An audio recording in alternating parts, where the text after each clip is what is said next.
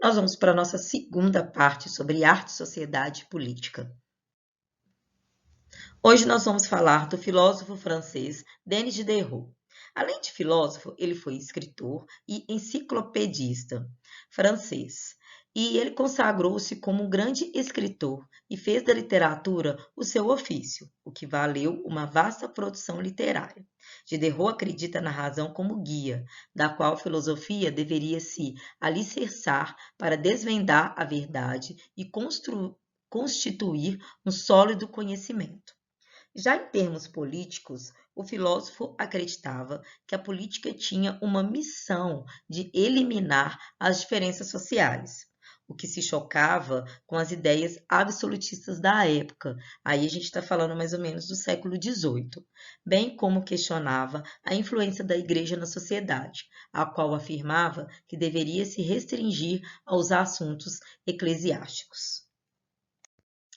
Do ponto de vista da arte, a área de formação privilegiada, né, de Diderot, o filósofo acreditava que o belo residia na simetria e na ordem das formas, onde a beleza também é determinada pela nossa interrelação com os objetos entre si. Afirma ainda, do ponto de vista da moral, que o ser humano, equilibrado moralmente, é aquele que mantém suas paixões em harmonia, ao contrário da visão na qual as paixões humanas deveriam ser extintas. Somente com grandes paixões é possível perpetrar grandes realizações. Uma das peças, né, de Diderot, O Pai de Família, é essa peça, né, que tenta reproduzir elementos da sociedade francesa da época. Então, quando a gente fala da época, é mais ou menos o século XVIII. Nova maneira de teatro da época que busca representar a vida privada e colocar em cena acontecimentos do cotidiano. Os protagonistas deixam de ser reis, heróis, deuses, santos e passam a representar a realidade, homens e mulheres comuns que ocupam o palco. Então, o palco, espaço no qual o espectador passa a acompanhar a conduta do indivíduo, suas escolhas, suas decisões, seus erros e suas paixões.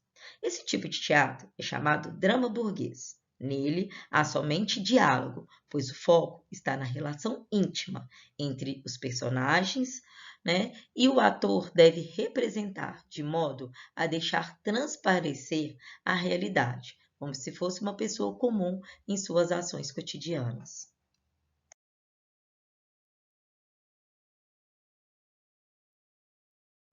Então, eu resolvi aqui colocar para vocês uma breve história desse teatro municipal, que aconteceu, na realidade, um incêndio, né, em 1774, e depois ele foi restaurado. Antes ele tinha um visual neoclássico e ele foi considerado, né, antiquado em 1800, desculpa, 1894. E depois ele foi, né, construído em estilo neorrenascentista. O auditório, em forma de ferradura, acomoda 1.200 visitantes e foi projetado, né, no século XVIII. Costumava haver diferentes tipos de assento para as diferentes fileiras da sociedade, em uma caixa especial para o rei. A bela entrada, as grandes escadas, as cortinas de veludo vermelho, lustres dourados e magníficas pinturas de parede evocam uma atmosfera de contos de fadas e luxo do século XIX.